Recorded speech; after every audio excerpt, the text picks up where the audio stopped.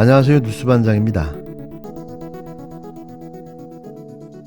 그래서 우리 민주당의 어깨가 무겁습니다.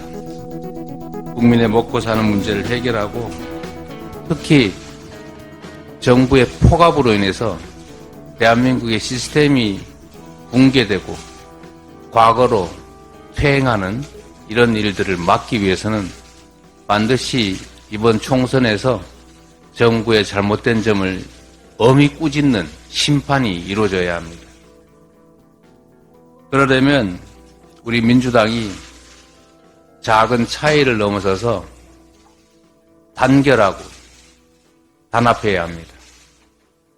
단결과 단합 위에 국민의 눈높이에 맞는 충분한 혁신을 통해서 국민의 기대에 맞춰 나가야 합니다. 체포동의안 처리 과정의 일로 더 이상 왈가왈부하지 않기를 바랍니다. 국민의 삶이 절박합니다. 그런 문제로 우리의 역량을 소진하고 시간을 보낼 만큼 현실이 녹록지가 않습니다. 역시 이재명이었습니다. 이재명 대표는 23일 장기 단식 후 한 달여 만에 당무에 복귀해 첫 일성으로 단결 단합을 강조했는데요. 예상은 역시나였습니다. 이런 이재명 대표의 발언에 가장 먼저 반색한 인물은 역시 고민정 최고위원이었는데요. 이 대표는 최고위원회의에서 우리 당이 작은 차이를 넘어서서 단결하고 단합해야 한다고 말하자 고 최고위원은 한박 웃음을 지어 보였습니다. 이 대표는 단결과 단합 위에 국민의 눈높이에 맞는 충분한 혁신을 통해서 국민의 기대에 맞춰 나가야 한다며 체포동의안 처리 과정 일로 더 이상 왈가왈부하지 않기를 바란다고 말했는데요. 이 대표는 국민의 삶이 절박하다며 그런 문제로 우리의 역량을 소진하고 시간을 보낼 만큼 현실이 녹록지 않다고 말했습니다.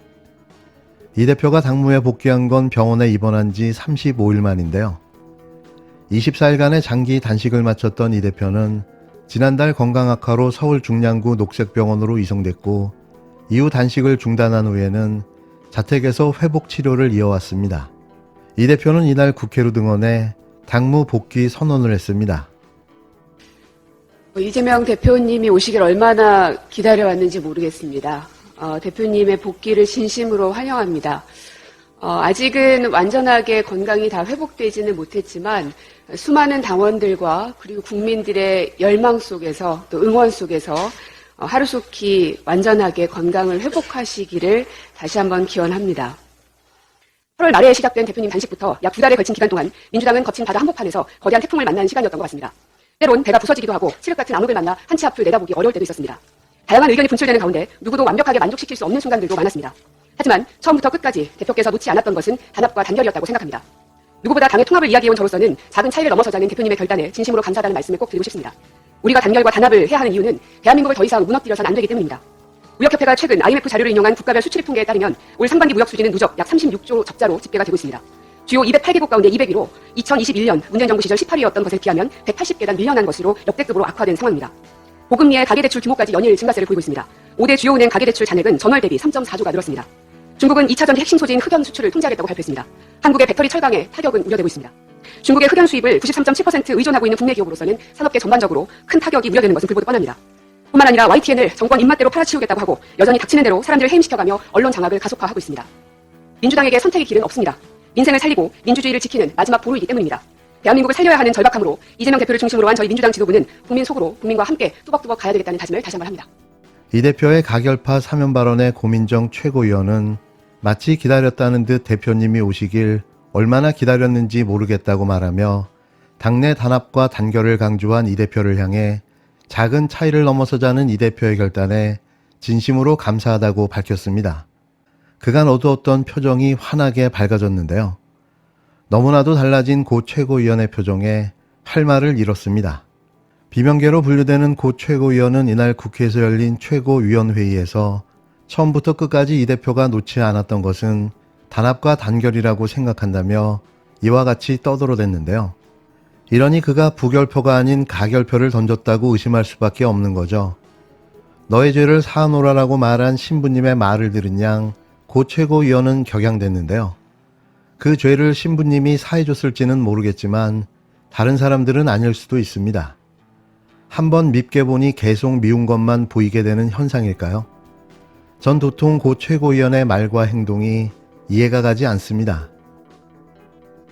김승희 전 대통령실 의전 비서관의 초등학생 딸에 의한 학교폭력 피해 사례가 추가로 드러났습니다.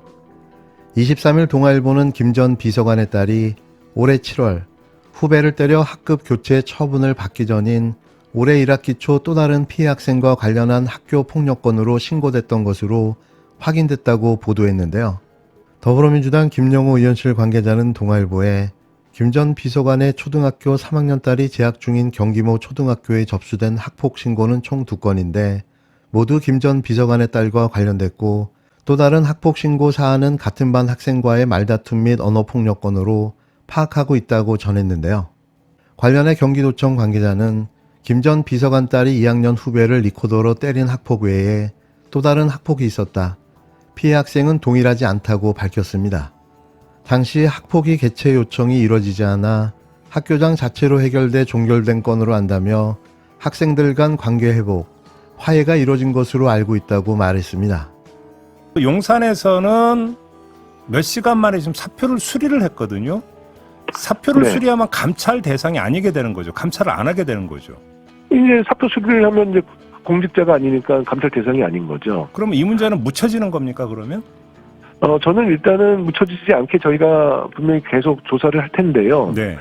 일단 이렇게 정말 윤석열 정부에서 보기 드물게 너무 신속하게 이것을 꼬리 자르기 하는 것을 보고 이 문제는 정말 더 심각한 문제가 숨어 있구나라는 확신을 갖게 됐고요. 예.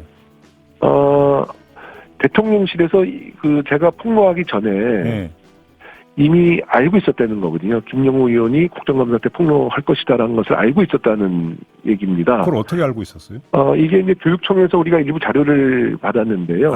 예. 아마 이 교육청에서 자료를 주고 나서 피해자와 가해자 측에다가는 국정감사용 자료를 제출했다라고 양 부모님들에게 전달했다는 거거든요. 예. 그러면 이제 김승희 의전 비서관 측도 그걸 받았잖아요. 그런 통보를. 네. 그러면 대책을 짰을 거예요.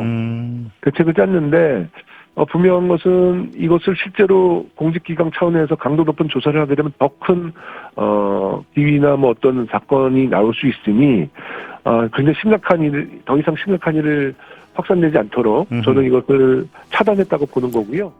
김승희 전 비서관 자녀 학교 폭력 논란을 최초로 보도한 김영호 민주당 의원은 대통령실에서 제가 폭로하기 전에 이미 알고 있었다고 주장했는데요. 김 의원은 이날 MBC 라디오 김종배의 시선집중과의 인터뷰에서 경기도 교육청에서 학폭 관련 일부 자료를 받았는데 아마 교육청에서 자료를 주고 나서 피해자와 가해자 측 부모들에게 국정감사용 자료를 제출했다고 전달했다는 것이라며 그러면 비서관 측도 그런 통보를 받았지 않냐라고 말했습니다. 김 의원은 교육청이 김 전 비서관 측에 통보한 시점을 지난 18일이라고 밝혔는데요. 그는 그러면서 대통령실이 대책을 짰을 건데 분명한 것은 실제로 공직기강 차원에서 강도 높은 조사를 하게 되면 더 큰 비위나 어떤 사건이 나올 수도 있으니 더 이상 심각한 일이 확산되지 않도록 이것을 차단했다고 보는 것이라고 짚었습니다. 김승희 전 비서관은 지난 20일 국감에서 자녀 학폭 논란이 거론되자 당일 부모로서 책임감을 느낀다. 국정에 부담을 주지 않겠다며 사표를 제출했고 대통령실은 즉각 수리했는데요.